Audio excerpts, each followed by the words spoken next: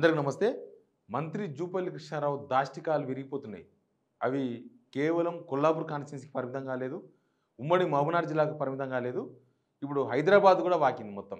అంటే ఒక మంత్రిని, రాష్ట్ర మంత్రిని కదా, ఆయన రాష్ట్ర మంత్రిగా రాష్ట్రానికి చేసేది ఏమి ఉండదు. ఆ కొల్లాపూర్ దౌర్జన్యాలను రాష్ట్రమంతా వ్యాప్తం చేసిన ఆయనకు మంత్రి పదవి అందుకే ఇచ్చినట్టున్నాడు. ఆయన శాఖలు ఎక్సైజ్ డిపార్ట్మెంట్ అవి ఉన్నాయి. అది కాదు, ఒకటి దౌర్జన్యాల డిపార్ట్మెంట్ ఇస్తే దానికి కరెక్ట్గా జూపల్లి కృష్ణారావుకు సరిపోతుందని వాళ్ళ కాన్స్టిట్యున్సీలు చెప్తున్నారు. అసలు కొల్లాపూర్ కాన్స్టిట్యున్సీ ఒకప్పుడు ఎట్లా ఉండే, ఇప్పుడు ఎట్లా అయింది అని అందరూ లెక్కలేసుకుంటున్నారు. ఆయనకి ఎలక్షన్ ఇప్పుడు యాక్చువల్గా ఎమ్మెల్యే ప్రమాణ స్వీకారం చేసినా, ఆయన మంత్రి కాబట్టి మంత్రిగా ప్రమాణ స్వీకారం చేసినా, ఇక మేము ఎవరి మీద కక్షపూరితంగా వ్యవహరించాం, మేమంతా రాజ్యాంగానికి లోబడి పనిచేస్తాం, మేము అందరినీ సమానంగా చూస్తాం, ఇదే కదా వాళ్ళ ప్రమాణ స్వీకారం. కానీ దానికి విరుద్ధంగా ప్రవర్తిస్తున్నారు ఆయన. ఆయనకి ఎలక్షన్స్లో ఎవరైతే సపోర్ట్ చేయలేదంటే రకరకాల పార్టీలలో ఉంటారు. ఇందిరాగాంధీకే 100% ఓట్లు రాలేదు, గాంధీ తాత దిగొచ్చినా కూడా 100% ఓట్లు రావు. కానీ ఈయనకి ఏంటంటే ఊళ్ళల్లో ఉంటారు కదా, ఊళ్ళలో ఆ పార్టీలు ఈ పార్టీలు అన్ని పార్టీలలో ఉంటారు. ఎవరితో సహకరించలేదో వాళ్ళ మీద కక్షపూరితంగా వ్యవహరిస్తున్నారు. వాళ్ళ మీద వాళ్ళ ఏమైనా బిజినెస్లు ఉంటే అవి చెడగొట్టడం, రైస్ మిల్లు లాంటివి ఉంటే వాళ్ళకు ఏం సంబంధం లేకపోయినా వాటిని సీజ్ చేయించడం, అధికారులు దౌర్జన్యం, అధికారాలను ఉపయోగించుకొని అధికారులు పోలీసులంతా చేతులు ఉంటారు కదా. ఆ కొల్లాపూర్ పోలీస్ స్టేషన్ నిండా కేసులే. మొన్న ఎవరు చెప్తున్నారు, ఇప్పుడు స్టేట్లో హైయెస్ట్ పోలీస్ కేసులు నమోదవుతున్నది ఎప్పుడైనా సరే ఎస్సీ ఎస్టీ రిజర్వ్డ్ కాన్స్టిట్యున్సీలో అవుతుంటాయి అట్లాంటివి. కానీ ఇప్పుడు కొల్లాపూర్ కాన్స్టిట్యున్సీ హైయెస్ట్ కేసులు ఉన్నాయంట, పోలీస్ కేసులు. కొల్లాపూర్ పోలీస్ స్టేషన్, కొల్లాపూర్ కాన్స్టిట్యున్సీలో ఉండే పోలీస్ స్టేషన్లలో హైయెస్ట్ కేసులు. ఎవరి మీద కేసు ఉన్నాయి? యాక్చువల్గా నేను చెప్పినా కదా, ఎస్సీ ఎస్టీ రిజర్వ్డ్ కాన్స్టిట్యున్సీలో ఎక్కువగా అవుతుంటాయి. ఈ ఎమ్మెల్యేలు వాళ్ళ మీద వీళ్ళ మీద ఎస్సీ ఎస్టీ అట్రాసిటీ కేసు పెట్టిస్తుంటారు. కానీ పాపం ఈసారి ఎవరు అట్లా ఆ దౌర్జన్యం ప్రస్తుతానికైతే బయటికి రాలేదు, వస్తాయేమో ముందు. కానీ ఇప్పుడు రాష్ట్రంలో కొల్లాపూర్ కాన్స్టిట్యున్సీ తర్వాత మిగతా పక్కన ఉమ్మడి మహబూబ్‌నగర్ జిల్లాలో ఉన్న పోలీస్ స్టేషన్లో హైయెస్ట్ పోలీస్ కేసులు నమోదవుతున్నాయి. ఎవరు పెట్టిస్తున్నారంటే జూపల్లి కృష్ణారావు పెట్టిస్తున్నాడు పోలీస్ కేసులు. రైస్ మిల్లర్స్ మీద కేసులు, మీద బిజినెస్ చేసే వాళ్ళు ఎలక్షన్స్లో డబ్బులు ఇవ్వకుంటారు కదా, అప్పుడు ఎలక్షన్స్లో ఈయన పంపిస్తే డబ్బులు ఇయ్యారు కదా, వాళ్ళ మీద కక్షపూరితంగా వ్యవహరించడం. ఊర్లలో రైతులు ఉంటారు, రకరకాల పార్టీల రైతులు ఉంటారు, అందరూ కాంగ్రెస్ కాదు, అందరూ జూపల్లి మనుషులు. ఈయన మాత్రం అన్ని పార్టీలు తిరగవచ్చు. ఈయన బీఆర్ఎస్ పోవచ్చు, కాంగ్రెస్ పోవచ్చు, రేపు నాడు ఇంకో పార్టీ గెలిస్తే ఆ పార్టీకి పోవచ్చు, రేపు నాడు ఇంకేదైనా మొండి పార్టీ వస్తే ఆ మొండి పార్టీకి పోవచ్చు.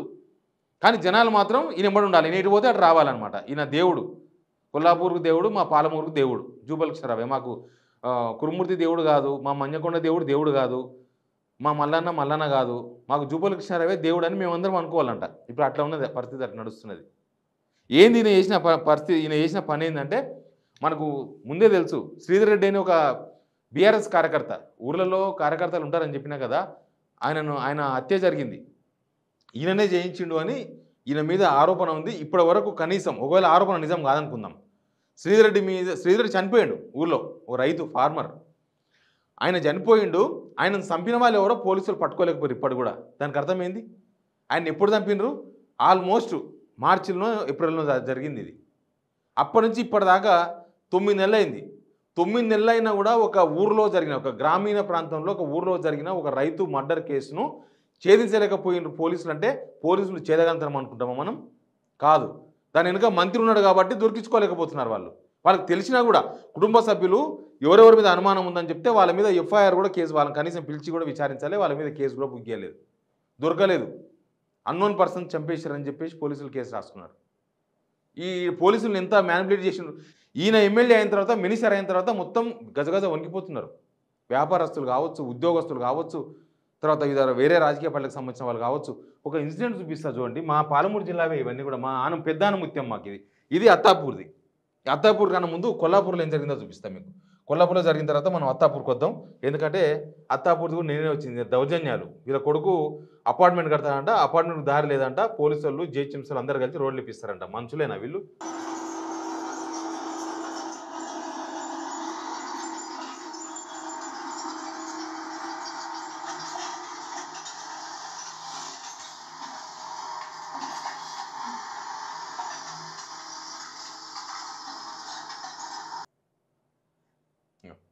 ఇవన్నీ మామిడి చెట్లే, మొత్తం మామిడి తోట. ఇది మామిడి తోట మొత్తం పడగొట్టేసిండ్రు.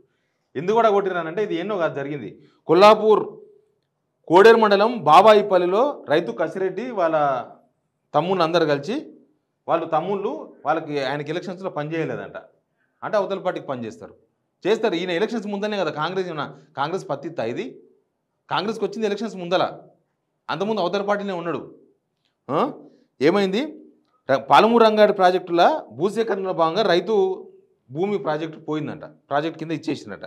ఆ భూమిలో రోడ్డు పక్కన చెట్టు ఉండడంతో అది ఆడ మామిడి తోట ఉండేదంట. ఆ పొలంలో మామిడి తోట ఉంటే ఆ పొలం అంతా కూడా పోతే పక్కన రోడ్డు పక్కన ఉన్న ఆ చెట్లను మాత్రం ఆ రైతు అదే ప్రేమతోన చూసుకున్నట. అనుకూలంగా పనిచేయలేదని పోయి ఆ చెట్లు మొత్తం పొట్లను తీసుకుపోయి వాళ్ళ అంచెలను పంపించేసి మొత్తం ఇదిగో ఇట్లా నాశనం చేపించేసిండు. ఎవరు? జూపల్లి కృష్ణారావు చూపించింది ఇదంతా కూడా. రైతులే వీడియోలు తీసి పెట్టినరు. ఏమంటారు వాళ్ళు, పాలమూరు ఎత్తిపోతల పథకం ఏమో మూలకు పడ్డది, దాన్ని పట్టించుకుని దిక్కులేదు. కానీ పాలమూరు రంగారెడ్డిలో ఆల్రెడీ భూమి పోయింది, వాళ్ళు భూమి ఇచ్చారు, రైతులు భూమి ఇచ్చారు పాలమూరు రంగారెడ్డికి. ఈ పక్కన రోడ్ల పక్కన మిగిలిన చెట్లను చూసుకుంటుంటే వాళ్ళు దానిని కూడా పడగొట్టేసిండ్రు, మొత్తం ఇట్లా చేసిండ్రు. ప్రాజెక్టు నిర్మించనికినేమో మన చేత కాదు, కానీ ప్రాజెక్టు భూమి ఇచ్చిన రైతులు ఆ భూమి పక్కన ఆడ ఈడ ఉన్న ఏమైనా కాపాడుకునే ప్రయత్నం చేస్తే వాటి మాత్రం పడగొట్టకే చేతనవుతుంది అని అడుగుతారు మా బారమూరు జనం. ఇది ఒక్కటే కాదు, వనపర్తి పక్కన కొన్ని ఊర్లల్లో రైస్ మిల్లు మొత్తం మూసేపించిండు. పోనీ రైస్ మిల్ అంటే అందరికి నెగిటివ్ ఉండొచ్చు, రైస్ మిల్లులు వీళ్ళు వడ్లు తీసుకొని ఇయ్యలేదని. అందరు కాదు కదా, దాంట్లో కొంతమందే, ఎక్కడైనా కొంతమందే ఉంటారు, కొంతమంది వాళ్ళు ఉంటారు, కొంతమంది వీళ్ళు ఉంటారు. ఇక ఇంకోటి జరిగింది, ఇది చూడు, ఇక్కడ జూపల్లి కృష్ణారావు కొడుకు జూపల్లి అరుణ్ అంటాడు. ఇంకో జూపల్లి అరుణ్ అన్నది ఆయన అత్తాపూర్లో ఈ అపార్ట్మెంట్ నిర్మిస్తున్నాడు. తేజస్వి నగర్ అంట, సర్వే నెంబర్ 95 అనంట ఈ అపార్ట్మెంటు నిర్మిస్తున్నాడు. దీనికి రోడ్డు లేదు. అపార్ట్మెంట్కి పర్మిషన్ ఎవడిచ్చిండు? తలమాసిన వాడిచ్చిండా లేకపోతే తలకాయలు ఎవడిచ్చిండా? అపార్ట్మెంట్కు రోడ్డు లేదంట. రోడ్డు లేకపోతే వీళ్ళు ఏం చేసింది తెలుసా? దుర్మార్గులు, దౌర్జన్యాలు కదా. మనం తెచ్చుకుంది అదే కదా మార్పు అంటే. ఇదే మార్పులో ఇది ఒక పెద్ద భాగం. మా జూపల్లి మా దేవుడు, మా పాలమూరుకు దేవుడు, కురుమూర్తి గిరుమూర్తి అంతే ఈయన కిందనే అని చెప్తారు మా వాళ్ళు. ఇప్పుడు ఏంటంటే సండే నిన్న ఆదివారం జిహెచ్ఎంసీ అధికారులు మామూలుగా ఏదైనా వచ్చి పలానా నాలా ఉప్పొంగుతుంది రండి అంటే ఇలా ఆదివారం రామంటారు. ఆ ఆఫీసర్లు ఎవరైనా మనం ఆఫీస్కి పోయి కరెంట్ బిల్ కడతాం ఇవ్వాలంటే వద్దంటారు. జిహెచ్ఎంసీ ఆఫీస్ మూతబడి ఉంటుంది. కానీ ఇదే జిహెచ్ఎంసీ ఆఫీసర్లు పోయి ప్రైవేట్ జాగాలకు వెళ్ళి రోడ్లు వేపిస్తున్నారు. వీళ్ళు ప్రైవేట్ జాగాలకు వెళ్ళి రోడ్లు, ఇంకా చూసినా దీనికి రోడ్డు లేదు, పర్మిషన్ ఇచ్చినారు. ఇన్ని మళ్ళీ ఏం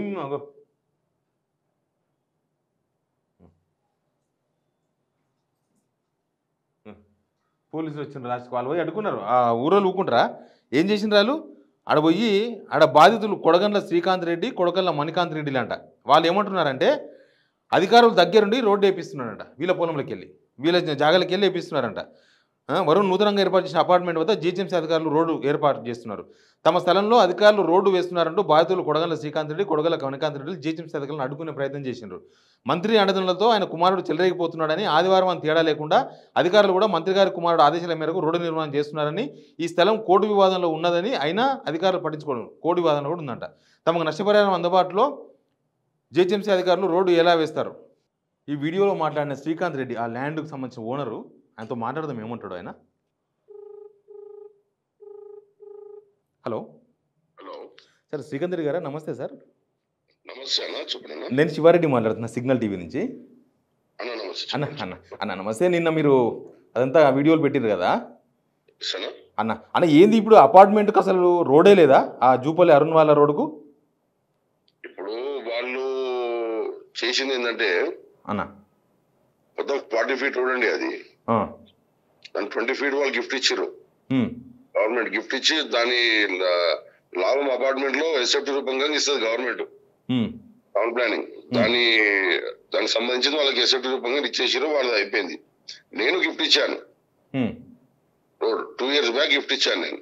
ఓకే, 2 years బ్యాక్ గిఫ్ట్ ఇచ్చిన తర్వాత జరిగింది ఏంటంటే ఇన్ఫర్మేషన్ మాకు రాంగ్ పాస్ చేశారు. మాస్టర్ ప్లాన్ లో ఉందని చెప్పారు మాకు, జూపల్లి వరుణ్ అండ్ ఆ ల్యాండ్ ఓనర్. ఓకే, మేము కోర్టులో అప్రోచ్ అయినాం.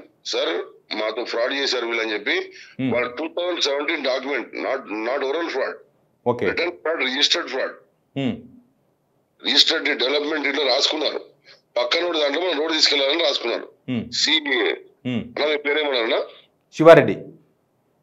శివారెడ్డి అన్న, నా పేరు శ్రీకాంత్ రెడ్డి. అయితే నేను చెప్పేది ఏంటంటే మీకు, మీ ల్యాండ్ ఉంటే మీ ల్యాండ్ లో మీరు రోడ్ తీసుకుపోతామని రాసుకోరి, లేకపోతే ఫ్లైఓవర్ వేసుకుంటామని రాసుకోండి. అక్కడ ఉన్న దాంట్లోకి రోడ్ వేస్తామని రాసుకోరు వాళ్ళు. రిజిస్టర్డ్ డీడ్ 2017 లో రాసుకోరు. మాకు మే 2024 లో తెలిసింది విషయం. మే 2024 లో తెలిసి మేమేం చేస్తామంటే దీనికి సంబంధించి మన రిజిస్టర్డ్ మన సర్టిఫికేట్ కాపీస్ ఉంటాయి కదా మీ సేవలో, అవును మీ సేవలో అవన్నీ అన్ని తీసుకున్నాం. అది కాకుండా కింద 4 acres ల్యాండ్ డెవలప్మెంట్ తీసుకున్నాం. ఆ 4 acres కూడా ఇతనే రోడ్ తీసుకొస్తాను రాసుకున్నాం. మళ్ళీ దీనికెళ్ళే రోడ్ ఎక్కడ పోయి ఈయన ఎట్లా రాసుకున్నాం. ఈయన స్వలాభాల కోసము 60 feet మాస్టర్ ప్లాన్ లెక్క ఇచ్చిన రోడ్ ని స్వలాభాల కోసం సొంతంగా లాభం పొందడానికి ప్రాజెక్టులు చేసుకొని అధికారం వచ్చినప్పుడు అధికారాన్ని దుర్వినియోగం చేసుకోవడానికి సకల విధాలుగా ప్రయత్నం చేసాడు. మొత్తం మీద మా అదృష్టానికి 3 రోజుల నుంచి మాకు దొరుకుతున్నాడు. అందుబాటులో ఉన్నాడా? On spot లేడన్నా.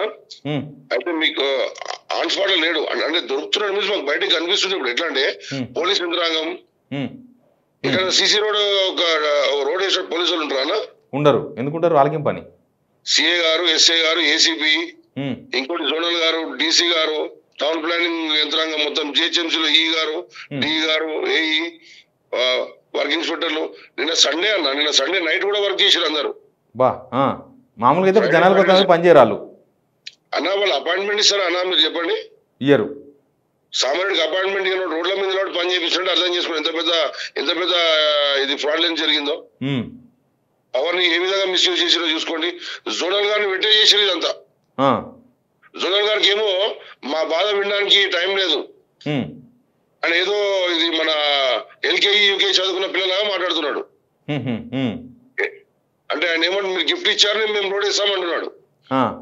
మేము గిఫ్ట్ ఇచ్చినాం, మా కంపెన్సేషన్ ఇచ్చినావా నువ్వు? ఇప్పుడు మీరు ఒక ప్లాట్ అమ్ముతారన్నా, మీకు నేను చెప్పిన 45 days డబ్బులు ఇస్తాను చెప్పి ఇవ్వకపోతే మీరు ఏం చేస్తారన్నా? మీరు చెప్పండి, మీరు ఏం చేస్తారు 45 days లో ఇవ్వకపోతే? ఏం చేస్తాం? గిఫ్ట్ ఇవ్వకపోతే క్యాన్సిల్ చేసి పడిస్తాం మనకు రాకపోతే. అవును కదా, గవర్నమెంట్ కాబట్టి నేను గిఫ్ట్ ఇచ్చిన. ప్రైవేట్ వ్యక్తి అయితే నేను క్యాన్సిల్ చేసుకుంటున్నాను డబ్బులు ఇవ్వలేదని. గవర్నమెంట్ కాబట్టి నేను గిఫ్ట్ ఇచ్చిన, నాకు డబ్బులు రాలేదు, నాకు డబ్బులు ఇవ్వలేదు.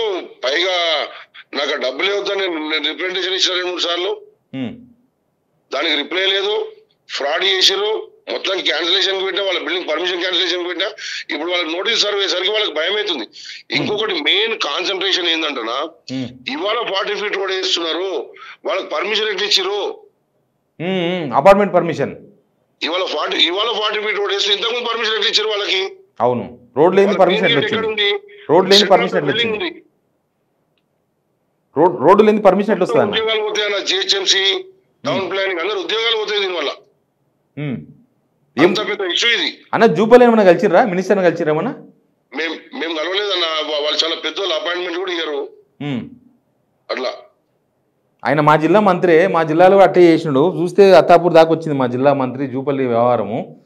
ఎనివే అన్న, నేను ఫోకస్ చేసిన దీని మీద. చూద్దాం, మీ వీడియోలను చూసిన నేను అదే అడుగుతున్నా. అపార్ట్మెంట్ కు చిన్న ఇల్లు అన్న, చిన్న ఇంటికి రోడ్డు లేకపోతే ఇయ్యరు ఎవరు పర్మిషన్.